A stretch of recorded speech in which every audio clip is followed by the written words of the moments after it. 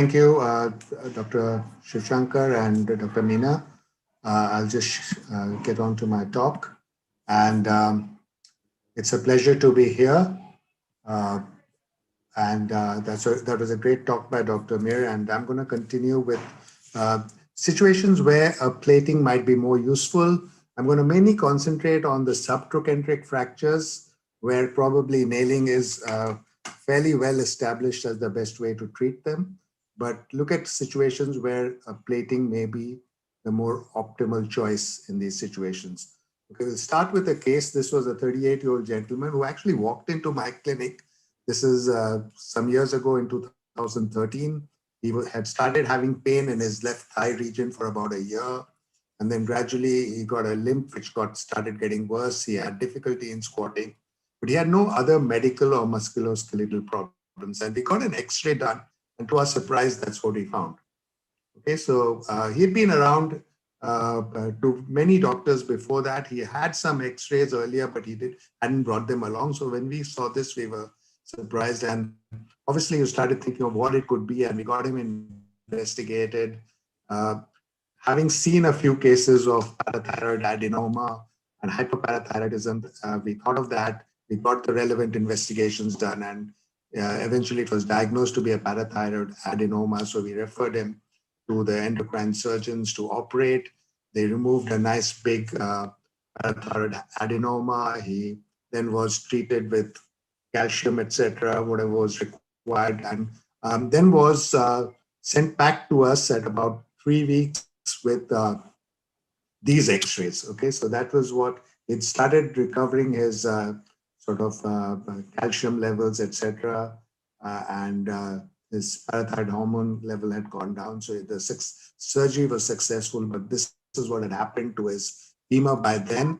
And interestingly, he had an X-ray about 10 days earlier, which showed that. So you can see that the surgery had started taking some effect. There's some bone forming here, which you could not see earlier, so in the earlier X-ray. So where's that one? Yeah, so you can see here, it's actually 10 days before he came back to us, it was even more lytic than it was. So this was how we decided to fix it. We put him on the table, and then I think when I looked at the images, it was really difficult to think of how we could nail it safely. So we decided to use this distal femur locking plate from the other side. This was the longest plate we had. I would ideally have liked to go down a little more because there's this cyst coming up to here. But we got a good fixation. Luckily, his endocrinal problem was settling down. And so this is him at 6 weeks, 3 months, 6 months, a year down the line. And this is him at 2 years down the line. He's got back to almost normal gait and almost normal bone quality at the end of it. Okay, so proximal femur fractures, are they a problem? And this is mainly subtrochanteric fractures that, as I said, I'm concerned. And you can see that, unfortunately, we see this whole host of problems again and again, where whether it's been plated or nailed, they end up in failure of the fixation, and then they end up. And the reasons for it are partly related to the bony anatomy and the loads and the muscle forces. And this was alluded to by Dr. Mir earlier in his talk. And there's a lot of forces going to this part of the body, which your implant has to kind of deal with. And if you're going to plate this, you really need to restore the medial plate if the lateral plate is going to work as a tension band, as is classically taught. And I.M nails certainly have a biomechanical advantage in this situation. And there have been a number of studies to kind of show that. So if you plate a fracture like this with this gap on the medial side, it's no surprise that this is going to fail and you're going to end up in trouble. But it's not the fault of the plate. It's really the fault of the way the plate was applied that is really responsible for it. So I think I have to accept that I.M nail has certain advantages. It's biological and minimally invasive, but today we can even plate with minimally invasive techniques. There's some better biomechanical stability and probably allows earlier full weight bearing. When it comes to other things like union time, blood loss, intraoperative complications, infection rates, etc., all of these are fairly debatable, and depends on which study you read, you'll find either the nail causes more blood loss or the plate causes more blood loss. So the nail is not a magic stick, and to work, it has to be done right. And I think a number of tips and tricks were told about it in the last talk. But one of the classical problems in this trochanteric, subtrochanteric fractures extending onto the trochanteric tip is when you're putting in the guide wire, it tends to go into this fracture gap rather than going here. And as you ream, you tend to go out more and more laterally. The softer bone here gets reamed, the harder bone here doesn't get reamed, and you end up lateralizing your nail and as well as getting varus of your fracture. And so this is where the technical points that were mentioned are really important in trying to get it right. So, or else you have some plating options like condylar plates, the DCS, the DHS, not so often, but we've even used that. And of course, today you have the locking plates. But again, for these, you have to restore the medial column. You try to use biological techniques, indirect reduction where possible, but direct reduction if it's required. And you have to obtain optimal stability. So I'll start with the case which we dealt with many years ago. This was almost 30 years ago, tells you how old you're getting. And this was a 40-year-old male who presented to us late. It was an open fracture and it had got infected. And by the time he came to us, he'd come from down many miles away. He was already septicemic, in shock. And we really had to quickly resuscitate him and get down to debride him. These are sort of x-rays on the table where we, after debridement, we decided we really need to stabilize the fracture. So we used the condylar blade plate. So these are on-table x-rays. This is not an instrument left behind. And this is him. He went on, he recovered from this, and he continued to get patients from where he lived across to us for treatment after that. And 2 years later, we took out the implant and he's did well. Another difficult situation where you have a fracture dislocation of the acetabulum as well as of the hip joint, as well as a fracture of the acetabulum and a fracture extending down to the subtrochanteric area. And here we did this DCS fixation, additional wire here. And this is him at 5 years follow-up doing really well. Unfortunately, when he came back for follow-up, I was not there, so we could not get good clinical photographs at that time, but apparently he was doing well. Situations like this where you have ipsilateral, subtrochanteric and shaft fractures and also a patella fracture, here you can use your nail for your distal fracture and use a DCS to treat your proximal fracture. And this will then be a good fixation. You can even overlap the nail, sometimes go up further with the nail and use these screws to miss the nail by angling them to a certain extent. Like I said, we've also used DHS in some of these situations. Many years ago, we will not do this so much today. This was in 2005. And you can see again how well this is healed with a good function. So I think if you apply your principles, get the reduction right, get the implant positioning right, get the stability right, the implant is not what matters more. It's the technique and how you do the surgery that is really more important. And this is actually a study looking at dynamic hip screws, comparing them to a gamma nail and not finding too much difference in the treatment of subtrochanteric fractures. Now this locking plate, which was introduced by AO, really fell into disfavor very quickly. It did not have any much hold here. And if you had a gap here, these very often went on to fail. So it's actually been discarded by the AO and is no longer available. So like you said, like I showed before, we often use the locking plate, distal femur plate of the opposite side. Here's an example. Again, so here's a fracture extending here, this long oblique sort of fracture there. So I think here, for me, a plate is a really good option.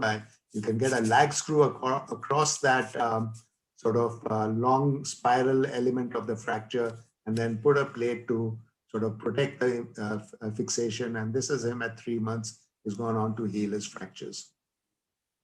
There are many situations where the nail becomes difficult, okay? So these are situations where you have a very narrow canal, you have a deformed anatomy, you have previous implants, or you have periprosthetic fractures. So here's a patient with osteopetrosis. He'd had a plating done for an earlier fracture of the shaft of his femur, and now he broke on top of his implant. Luckily, we were able to remove his earlier implant, and then we used this locking plate and we used locking screws. We reshaped the implant so that it would go right up to the top of the trochanter, and we fixed it with this locking plate. Again, we used unicortical locking screws because the bone is so hard that even with unicortical screws, you get a really good hold. And this is him. He's gone on to heal with a good function. Here's another patient with a 6-day-old trochanteric fracture, but he had a previous femoral shaft fracture, which is treated in this position. I think I'm not quite sure whether it was operated or whether it was treated conservatively many years ago and it had gone on to heal. And here again, you can't drive a nail through here. So we treated it with a DHS to fix that.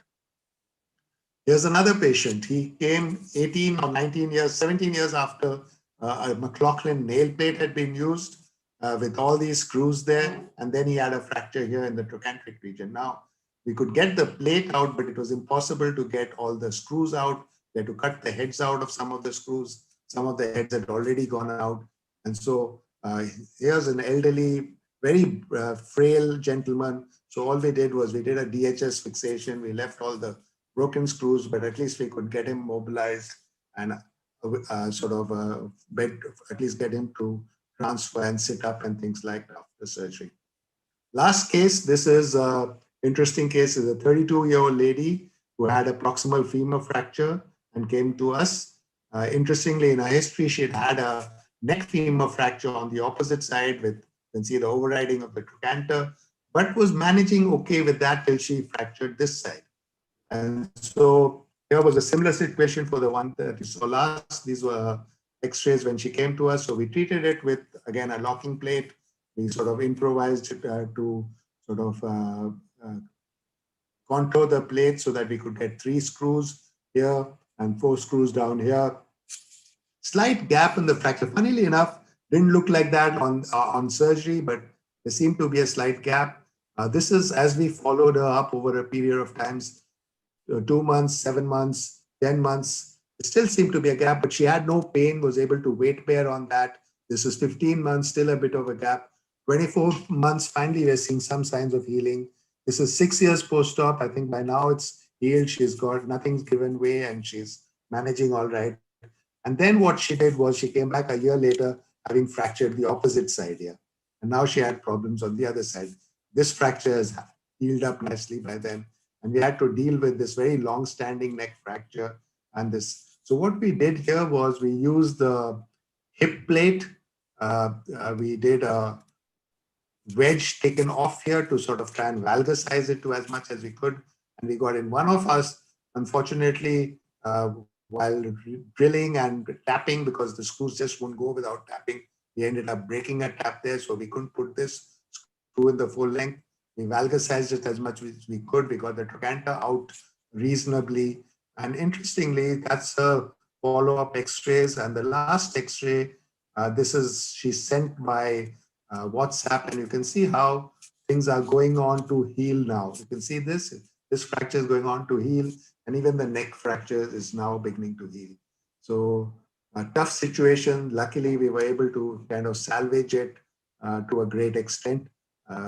So with that, I will sort of come to an end of the talk. I think the other area where, of course, we use plates much more often and where we have to deal with a lot of malunions and non-unions. And those are situations where the lock plates have really helped us. So to end with, I would just say that proximal fractures are a challenging problem. You need to carefully plan your treatment. I think in most situations, in normal bone, nails do have a biomechanical advantage, and you can combine it with various techniques like wiring, etc., if you feel you need to. However, there are situations where plates may be the only option or the better option, depending on the fracture pattern, the quality of bone, the deformities, etc. But eventually, the reduction and your implant positioning and placement, and of course, getting all your length, axis, rotation, everything correct is key to successful treatment of these fractures. Thank you for the patient hearing.